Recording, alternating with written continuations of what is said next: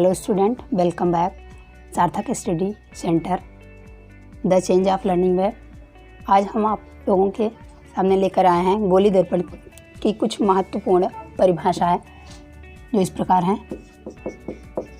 वक्रता केंद्र किसे कहते हैं? तो हम पिछले वीडियो में बात कर चुके हैं कि कांच का खोखला गोला होता है जिसके दो पार्ट करते हैं कट करके। इस तरह से हमने दो पार्ट बनाए थे। एक में बाहर की ओर कलई या लाल ऑक्साइड पेंट किया था जिसे अवतल दर्पण का नाम दिया गया था।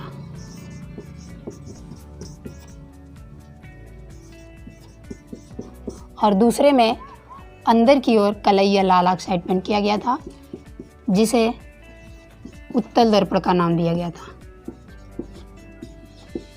ये होता है अवतल दर्पण, यह है उत्तल दर्पण। तो देखेंगे वक्रता केंद्र किसे कहते हैं। तो अगर हम इसको पूरा बनाना चाहें तो इस तरह से कट करके हम लोग निकाले थे। तो यहाँ पर एक केंद्र हुआ करता है, वही केंद्र यहाँ भी मिलेगा। यहाँ जो केंद्र मिलता है उसी केंद्र को, जिसमें से हम कट के यहाँ लाए हैं, उसी केंद्र को, इस वक्र के केंद्र को ही वक्रता केंद्र कहते हैं। इसे C से प्रदर्शित करते हैं। अब बात करते हैं ध्रुव किसे कहते हैं, दर्पण का ध्रुव किसे कहते हैं।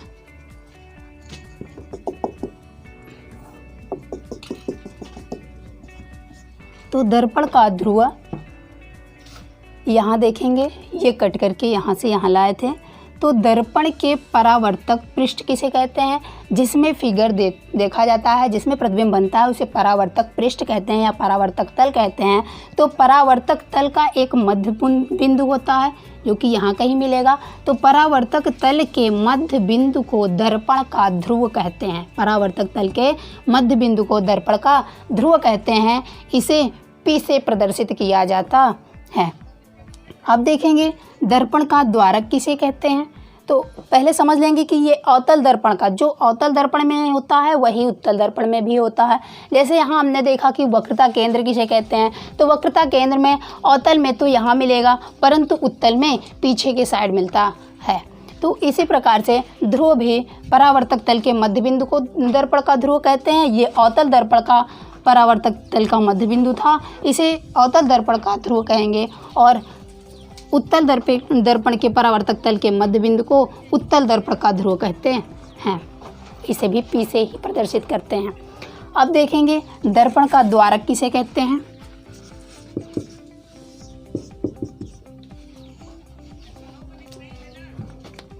उस गोले के व्यास को जिसमें से ये कट करके लाया गया, अवतल या उत्तल बनाया गया है, इसी गोले के व्यास को हम दर्पण का द्वारक कहते हैं।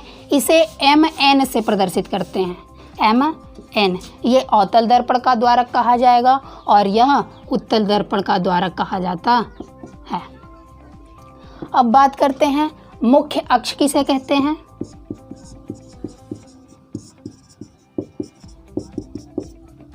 मुख्य अक्ष किसे कहते हैं।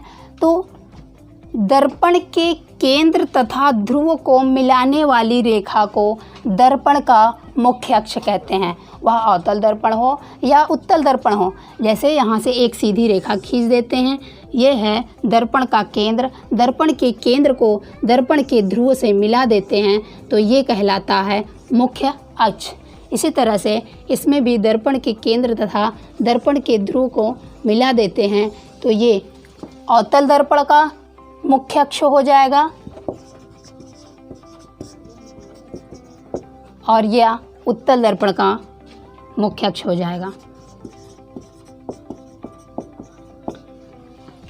यह मुख्य अक्ष की परिभाषा है। अब देखते हैं कि वक्रता त्रिज्या किसे कहते हैं। वक्रता त्रिज्या किसे कहते हैं।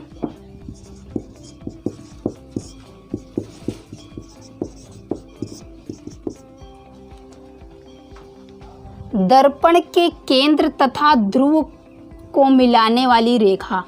सिर्फ दर्पण के केंद्र और ध्रुव तक की जो रेखा होगी उसे दर्पण का वक्रता त्रिज्या कहते हैं, या कह सकते हैं उस गोले की त्रिज्या को जिसका कि दर्पण एक भाग है, दर्पण की वक्रता त्रिज्या कहलाएगी। जैसे कि यहाँ हमने दिखाया है, खोखला गोला था, खोखले गोले में यदि कोई वृत्त होता है तो कहीं से भी केंद्र से उसकी परिधि को मिला दिया जाता है, तो यह वृत्त की त्रिज्या कहलाती है। इसी तरह से यह भी कट किया गया था जो कि दर्पण बना था, तो इसकी भी त्रिज्या केंद्र से मिलाई गई, परिधि पर मिला देंगे तो रेखा, यह भी क्या कहलाएगी, वक्रता त्रिज्या, जिसे आर प्रदर्शित करते हैं। जैसे कि हमने बताया, वक्रता केंद्र उस गोले के केंद्र को जिसका कि दर्पण एक भाग है, वक्र का केंद्र यानी वक्रता केंद्र सी कहलाता है। इसे सी से प्रदर्शित करते हैं।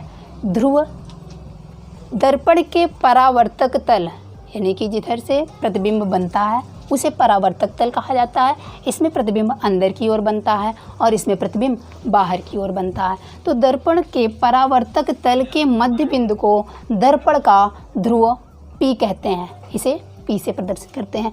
फिर दर्पण का द्वारक किसे कहते हैं, तो दर्पण के परावर्तक तल के व्यास को, ये परावर्तक तल है, दर्पण का परावर्तक तल ये है, ये बाहर की ओर है। परावर्तक तल का जो व्यास होगा यही दर्पण का द्वारक MN कहलाता है। इसे MN से प्रदर्शित करते हैं। मुख्य अक्ष, दर्पण का केंद्र और दर्पण का ध्रुव, इन दोनों को मिलाने वाली रेखा होगी, यही मुख्य अक्ष कहलाएगी। और वक्रता त्रिज्या किसे कहते हैं, मात्र वक्रता केंद्र और P के बीच की दूरी को वक्रता केंद्र, या कह सकते हैं कि उस गोले की त्रिज्या को जिसका कि दर्पण एक भाग है, वक्रता केंद्र कहलाती है। इसे R से प्रदर्शित करते हैं। देखेंगे मुख्य अक्ष किसे कहते हैं, तो ये है अवतल दर्पण, यहाँ था वक्रता केंद्र C। तो एक हम ऊपर से किरण ले लेते हैं और एक नीचे से, दो किरण हम इधर गुजारते हैं जो कि मुख्य अक्ष के समांतर होगी, इसे कहते हैं मुख्य अक्ष। तो मुख्य अक्ष के समांतर किरण भेजते हैं तो यह परावर्तित होकर कहाँ जाएगी, अभी तक हमको पता नहीं है किस नियम के आधार पर यह परावर्तित होगी। तो हमने परावर्तन का नियम पढ़ चुका है कि परावर्तन का नियम होता क्या है, किसी चिकने या पालिशदार सतह पर जब कोई किरण आपतित होती है तो बीच में पुनः उसी मार्ग से वापस चली जाती है और बीच में एक हम लंब खींच देते हैं जो 90 डिग्री कोण का इधर बनाता है एंगल और 90 डिग्री का उधर भी एंगल बनाता है। तो इसे आई कहते हैं और इसे आर से प्रदर्शित करते हैं। यह है अभिलंब, यह है आपतित किरण, यह है परावर्तित किरण। तो जितने डिग्री का कोण बनाते हुए ये किरण आपतित होती है उतने डिग्री का कोण बनाते हुए ही परावर्तित होती है।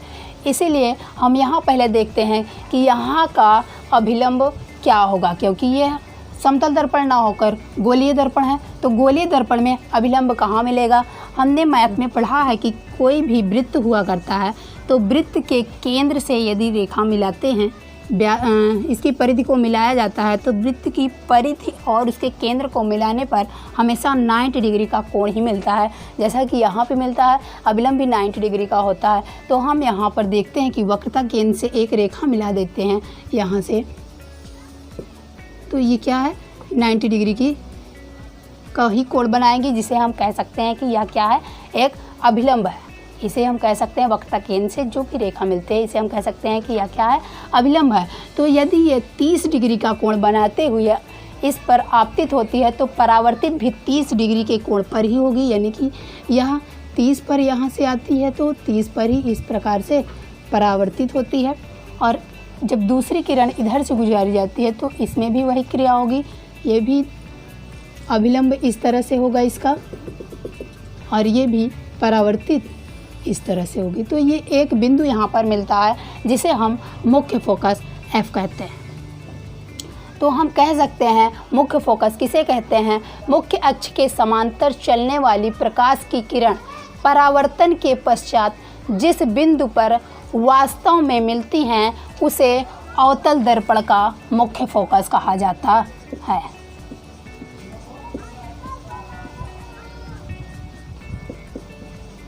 अवतल दर्पण का मुख्य फोकस कहते हैं, क्योंकि यहाँ वास्तव में मिल रहे हैं। अब वही चीज़ हम यहाँ देखेंगे, ये है मुख्य अक्ष,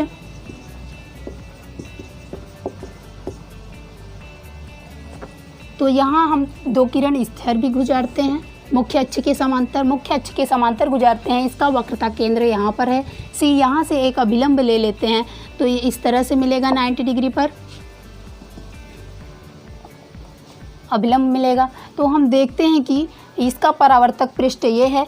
जब पहली किरण इस पर से गुजारी जाती है तो यह फैल जाती है किरण, क्योंकि इसका परावर्तक पृष्ठ है ये है।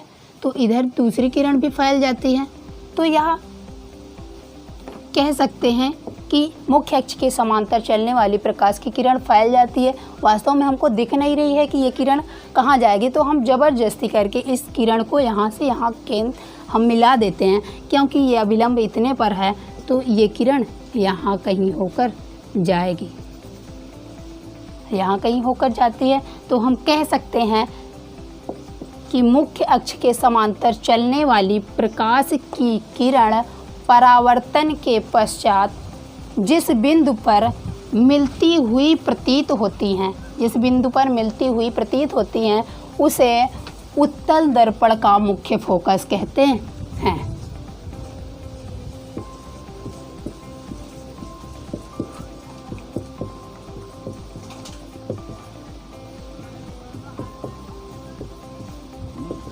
यहाँ हमने देखा कि वास्तव में मिल रही हैं किरणें, तो वास्तव में मिलती हैं तो इसे अवतल दर्पण का मुख्य फोकस कहते हैं। जहाँ मिलती हुई प्रतीत होती हैं उसे उत्तल दर्पण का मुख्य फोकस कहते हैं। कुछ महत्वपूर्ण किरणें इसमें देखेंगे। इस चैप्टर में 3 ही महत्वपूर्ण किरणें हुआ करती हैं।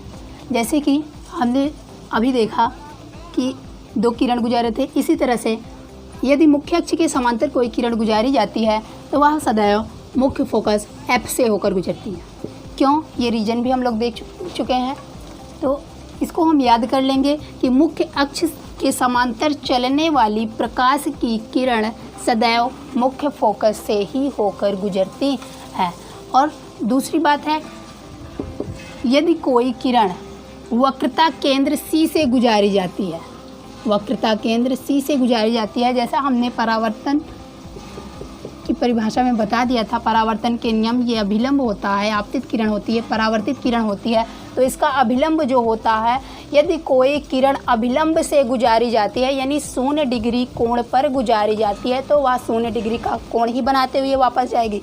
यदि 30 डिग्री कोण पर आपतित होती है तो वह 30 डिग्री कोण बनाते हुए ही वापस जाती है। तो हम भी इस वक्र के दर्पण में हम कह सकते हैं कि यह क्या है, एक अभिलंब है। तो अभिलंब से यदि हम प्रकाश की किरण गुजारते हैं तो यह उसी माध्यम में या उसी मार्ग से पुनः वापस लौट जाती है। यदि किसी दर्पण में हम वक्रता केंद्र से कोई किरण गुजारते हैं तो वह वक्रता केंद्र से ही पुनः वापस चली जाती है। तीसरी बात है, इसी का उल्टा, यदि कोई किरण मुख्य फोकस से गुजारी जाती है, यदि कोई किरण मुख्य फोकस से गुजारी जाती है तो परावर्तन के पश्चात मुख्य अक्ष के समांतर हो जाती है। प्रतिबिंब का बनना यही किरणों के आधार पर होता है। यही 3 नियम हैं जो प्रतिबिंब जिसके नियम से बनाया जाता है। पहला नियम है, मुख्य अक्ष के समांतर चलने वाली प्रकाश किरणें परावर्तन के पश्चात मुख्य फोकस से होकर गुजरती हैं। दूसरी बात है, वक्रता केंद्र C से होकर गुजरने वाली प्रकाश की किरणें परावर्तन के पश्चात उसी मार्ग में पुनः वापस चली जाती हैं। तीसरी बात है, मुख्य फोकस से होकर गुजरने वाली प्रकाश की किरणें परावर्तन के पश्चात मुख्य अक्ष के समांतर हो जाती हैं। अगले वीडियो में सामने study centre the change of learning में आप हंसते रहिए, मुस्कुराते रहिए और इस चैनल को सब्सक्राइब ना किया हो तो सब्सक्राइब कर लें, शेयर करिए अपने फ्रेंड के साथ। धन्यवाद।